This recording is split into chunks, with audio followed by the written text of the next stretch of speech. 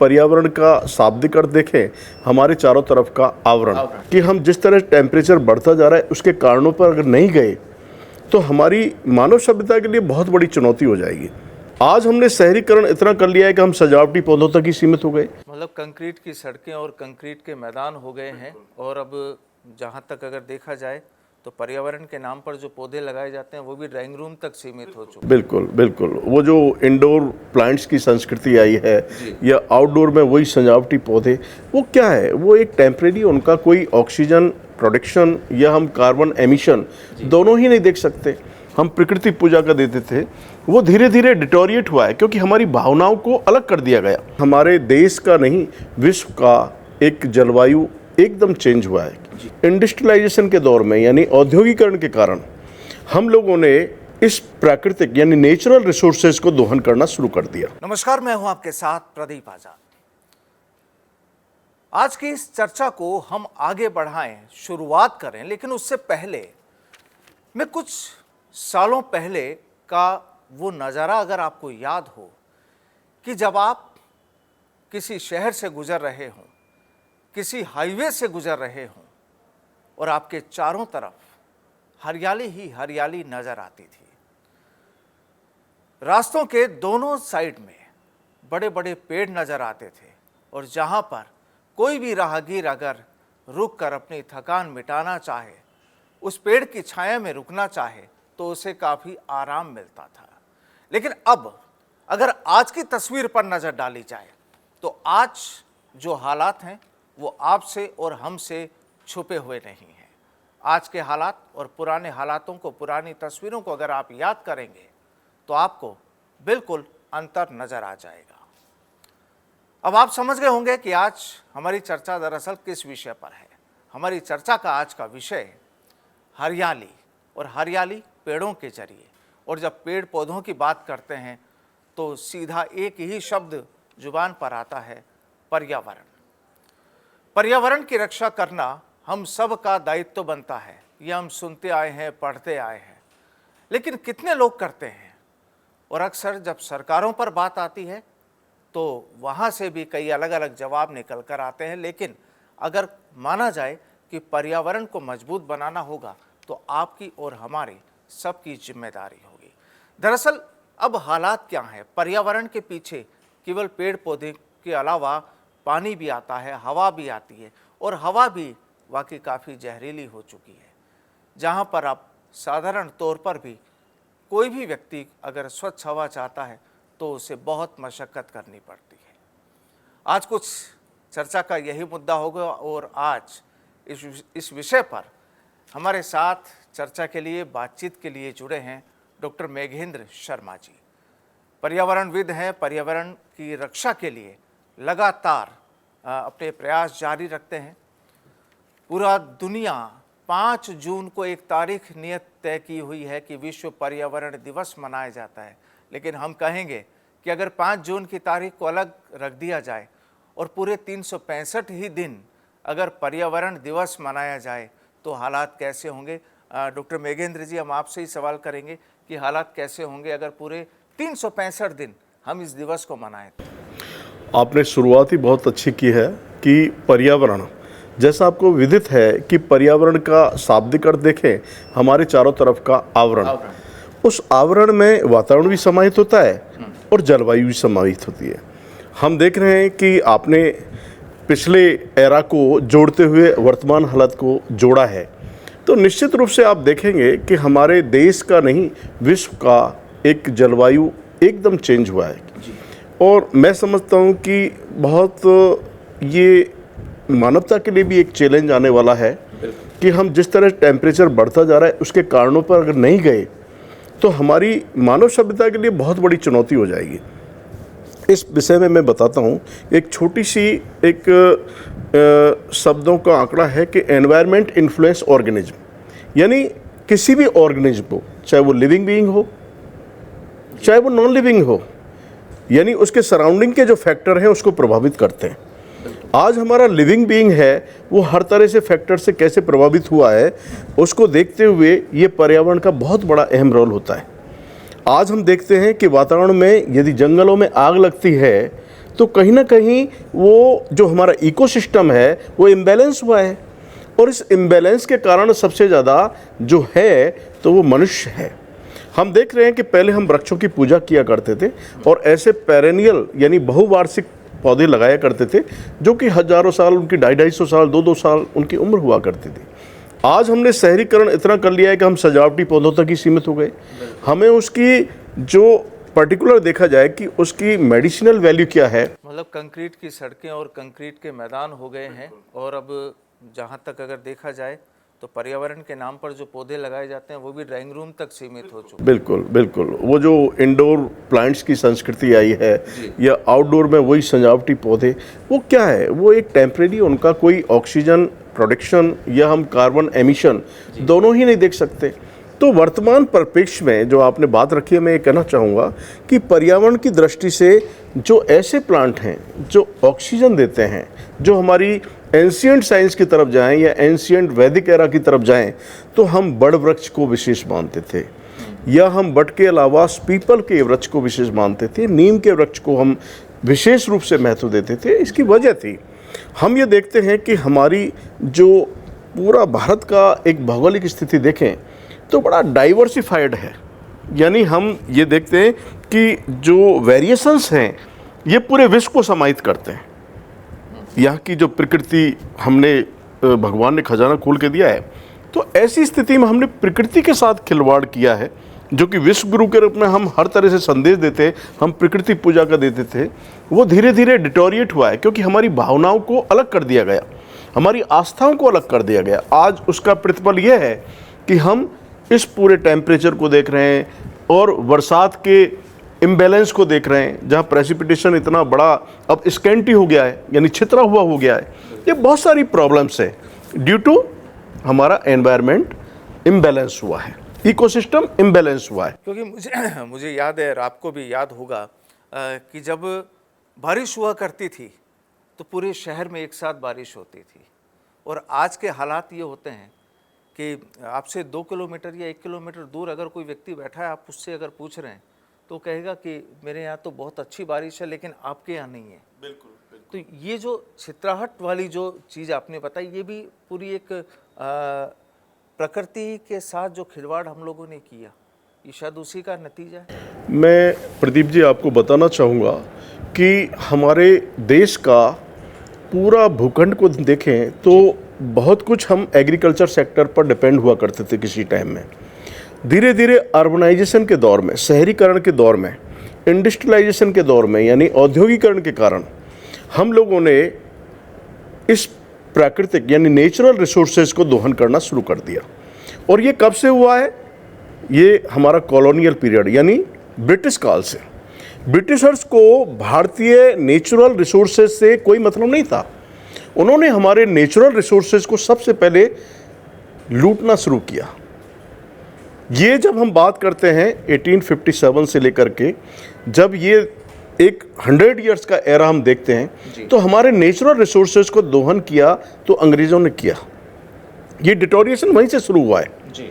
और आते आते हमने देखा कि हम जब उसी एक अर्बनाइजेशन के दौर में शामिल हुए, हम एक तरह से एक औद्योगिकरण के दौर में शामिल हुए, उसका नतीजा ये हुआ कि हम हॉरिजॉन्टल बढ़ते चले गए। हमने प्लांट्स को, या जैसे आपने कहा कि रोड के सहारे चलते थे पहले प्लांट्स, बिल्कुल प्लांट्स हुआ करते थे, लेकिन आज की डिमांड है। लेकिन उसके साथ में, रोड चौड़ी करने के साथ में, हमने प्लांट्स को किस तरह से एक सस्टेन करें, ऐसी कोई एक एग्जीक्यूटिव एजेंसी को नहीं लगाया। नहीं, मुझे लगता है कोई प्लानिंग इस तरीके से शायद प्लानिंग होती है, प्लानिंग प्रदीप जी होती है, लेकिन वो मैंने कहा ना, एग्जीक्यूट नहीं हो पाती, उसकी मॉनिटरिंग नहीं हो पाती। गवर्नमेंट का इसमें दोष नहीं दे सकते, इसमें सिविल पर्सन्स को भी आगे बढ़ के भाग लेना होगा, क्योंकि ये मुद्दा ऐसा नहीं है, ये सरकार के भरोसे नहीं हो सकता। ये पूरा एक देश का आवाम अब एक साथ इस मुहिम में लगता है कि ये नेचुरल कैलेमिटी कब आ जाए कोई पता नहीं रखता। तो इसलिए हमें सबको ही सचेत रहना होगा।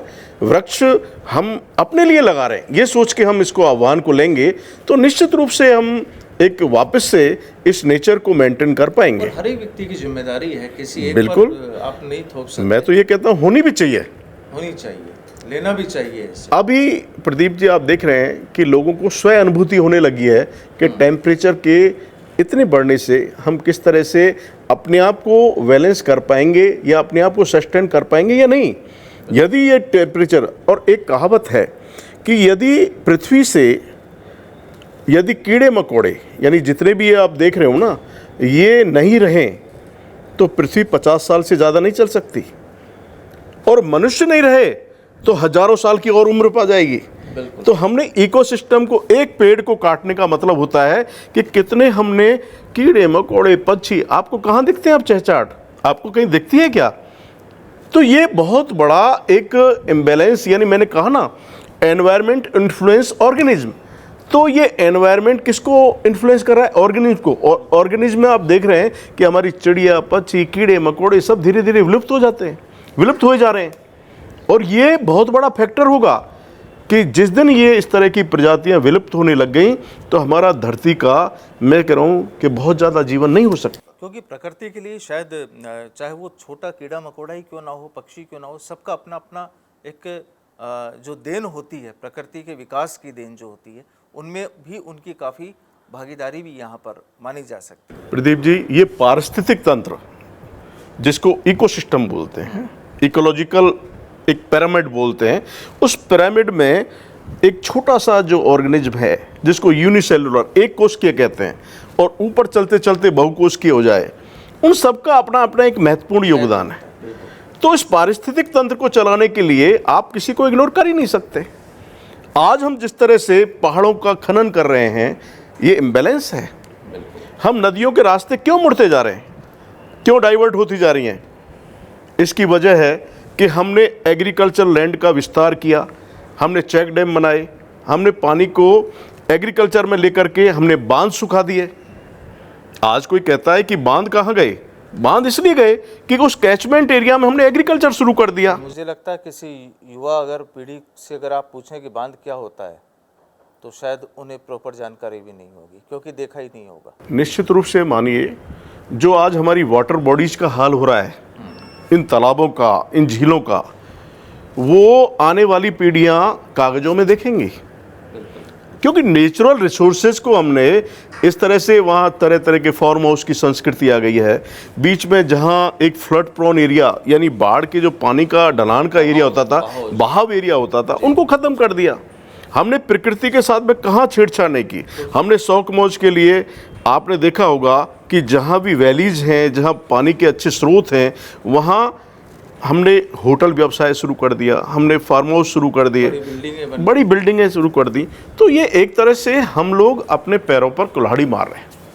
तो अब देखिए, बड़ा सवाल ये कि जब पर्यावरण, हमने पेड़ों की बात की, पत्थरों की, आपने पहाड़ों की बात की, पानी भी आने वाले टाइम में अगर हालात यही रहे और हमने अगर पर्यावरण से खिलवाड़ करते रहे तो ना तो आपका जो एक स्थिति होती है, आप चाहे भूकंप की बात की जाए या और दूसरी प्राकृतिक आपदाओं की बात की जाए, काफ़ी कुछ जिम्मेदारी इसी पर्यावरण का जो खेल बिगड़ रहा है उसकी वजह ही है, देन वही है।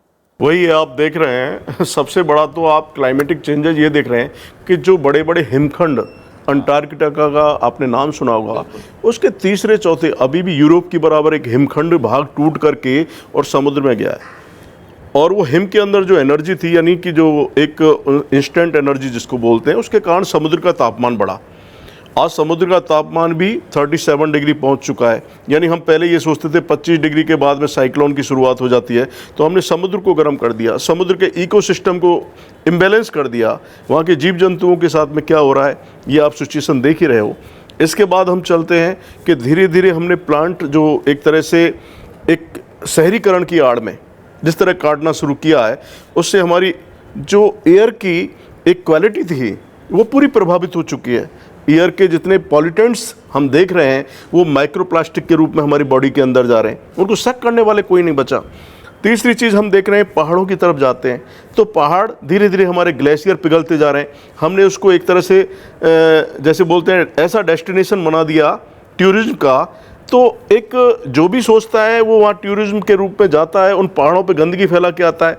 उस ह्यूमन एनर्जी के कारण भी वो मेल्ट होते जा रहे हैं, वहाँ पे झीलों के स्तर बढ़ते जा रहे हैं। तो ये सारी जो चीज़ें हो रही हैं वो एक तरह से द्योतक है कि नेचुरल कैलेमिटी के लिए हमने खुद ने अपनी व्यवस्थाएं कर दी हैं। जिम्मेवार खुद ही हैं। और सबसे एक महत्वपूर्ण और बात है जो वायु प्रदूषण है, क्योंकि उससे आप बच नहीं सकते। किसी भी कोने में आप होंगे, आपको वही जहरीली हवा आपके शरीर में जा रही है, और जहरीली करने वाले भी हम लोग हैं। गाड़ियों की जो तादाद, पोल्यूशन इनसे भी बढ़ा, पेड़ नहीं बचे, तो जो एक प्रॉपर जो ऑक्सीजन मिलनी चाहिए थी हवा को, वो प्रॉपर तरीके से शुद्ध हवा नहीं मिली। और आज यही वजह है कि कई बार बड़े शहरों में भी जो एयर का जो तापमान जो होता है या उसकी जो क्वालिटी होती है, एयर की जो क्वालिटी होती है, वो कितनी बिगड़ चुकी है। इसके जिम्मा भी हमें लेना पड़ेगा। प्रदीप जी, इस पे मैं बताना चाहूँगा कि हमारे यहाँ पे जितने भी रेफ्रिजरेटर हैं, एसीज हैं जी, हमारे पास में कितने व्हीकल्स बढ़ते जा रहे हैं, कितना कार्बन हमारा उत्सर्जन हो रहा है। इसके एमिशन के साधन क्या है? हमारा प्लांट तो गया, एमिट कैसे हो ये सोचने का मुद्दा है। हमारे पास में ये निश्चित रूप से मानिए कि जिस तरह से, जिस गति से औद्योगिकरण, वाहनों का बहुतायत होना, एसी फ्रिज की संस्कृति में आना, ये सब इस बात का द्योतक है कि आने वाले टाइम में हम कार्बन प्रोड्यूसर तो हैं, लेकिन कार्बन सक करने के लिए हमने क्या सिस्टम अपनाया, इसको कोई सोचने वाला नहीं है। 4 गमले रखने से पर्यावरण नहीं सुधरेगा। बिल्कुल। तो इसके लिए हमें एक मुहिम लेनी पड़ेगी, और इस मुहिम का सबसे बड़ा है कि पौधा है यानी वृक्ष है तो पानी है, और पानी है तो वृक्ष है। तो प्रकृति को बचाने के लिए, इस मानवता को बचाने के लिए हमें निश्चित रूप से एक मुहिम चलानी होगी कि हम वृक्षारोपण करें। उस वृक्षारोपण के साथ में उस वृक्ष के अंदर का इकोसिस्टम डेवलप होगा। वहाँ जितने भी हमारे पक्षी होते हैं, ये भी वातावरण को साफ करने का काम करते हैं। आप ये देखेंगे कि जब पक्षी होंगे तो निश्चित रूप से पॉलिनेशन होगा, एक जगह से दूसरे जगह पौधे पहुंचेंगे। कितनी चीजें जुड़ी हुई हैं। आपको इस पूरी एक साइकिल को देखें तो साइकिल में हर ऑर्गेनिज्म का पूरा इंटरवेंशन है। और मुझे तो डॉक्टर साहब ये भी लगता है कि अगर बच्चा जब से पढ़ाई करने जाता है ना, शुरुआत से ही अगर इस प्रकृति की जो देन है, पर्यावरण जो चीज़ है, अगर इसकी एजुकेशन भी मस्ट कर दी जाए शुरुआत से ही, तो शायद काफ़ी कुछ समझ आ जाए युवावस्था तक, और लोग अपनी जिम्मेदारियां का निर्वहन करें इस मामले में। नहीं, आपने अच्छी बात कही। ये हमारे कोर्स कैरिकुलम में बहुत पहले से भी है, पर्यावरण को हम देते भी हैं, लेकिन सवाल उठता है कि उस पर्यावरण को प्रैक्टिकली अप्रोच कैसे हो। हम थ्योरेटिकल बता देते हैं, लेकिन थ्योरेटिकल के साथ में यदि हम एसेंशियल कर दें कि एक बच्चा अपने एक स्टडी पीरियड में जब वो समझदार होता है, 6 क्लास में आता है, तो उसको प्लांट की महत्ता के बारे में बता करके उससे प्लांट का रोपण भी करवाया जाए और वो उसकी देखभाल भी करे। ऐसा हम सोच करके चलेंगे तब तो हम अपना लक्ष्य हासिल कर पाएंगे। वरना हो क्या रहा है कि मैं बार बार ये कहूँगा, गांव में भी मैं जहाँ तक समझता हूँ कि प्लांटेशन के लिए बहुत सारी वैरन लैंड होती है, चारागाह भूमि होती है, और भी लैंड होते हैं। मैं तो ये कह रहा हूँ शमशान स्थल भी होते हैं, वहाँ पर भी हमें प्लांटेशन के लिए सोसाइटी, कम्युनिटी इनको जोड़ना होगा। और हमें सोशल फॉरेस्ट्री वाला जो मैटर है, यानी सामाजिक वानिकी, इस सामाजिक वानिकी के सहारे हम जब तक गांव से शुरुआत नहीं करेंगे और शहरों तक नहीं पहुंचेंगे तब तक ये संभव नहीं है, क्योंकि हमें बच्चों को भी इससे लगाव और उसकी महत्ता के बारे में समझाना होगा। आज वक्त आ गया है कि हम ऐसे प्लांट्स को चुनें जो बहुवार्षिक हों, जिनमें हमने 5 जून जो आने वाला हमारा पर्यावरण दिवस है, तो विज्ञान भारती ने एक मुहिम छेड़ी है। इस पर हम ऐसे नवग्रह वाटिका, यानी उसके मूल जो पौधे हैं, नीम, पीपल, वटवृक्ष, अर्जुन, कदम, ऐसे पौधों को हम प्रोपगेट करें। हम उनको मनुष्य से आस्था के साथ जोड़ें, समाज को आस्था के साथ जोड़ें, जिससे इन पौधों का रक्षण हो सके और आगे चल करके हमारी आने वाली पीढ़ियां, उनको हम क्या दे के जाएंगे? हम यही दे के जाएंगे विरासत में, उनकी सस्टेनेबिलिटी को। हम उनके जैसे बोलते हैं ना कि उनका इम्पैक्ट उनको दिखेगा, तो निश्चित रूप से वो इसको पालन करेंगे, फॉलो अप करेंगे।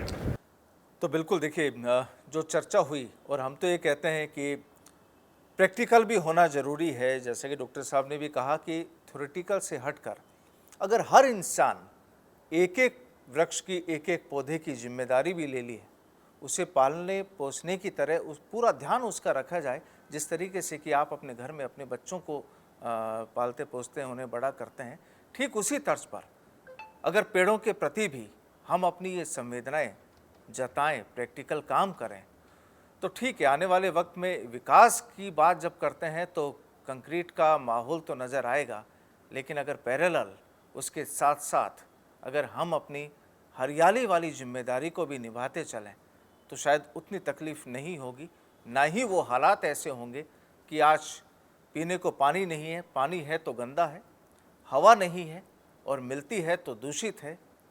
कहीं अगर आपको धूप से बचना हो तो किसी पेड़ की छांव भी नहीं मिलती है। और अगर यही हालात रहे तो आने वाला वक्त और आने वाली तस्वीर कैसी होगी, ये कल्पना करना हम सभी के लिए बेहद ज़रूरी होगा। बहुत बहुत शुक्रिया डॉक्टर साहब, हमसे जुड़ने के लिए, अपनी राय जाहिर करने के लिए। नमस्कार।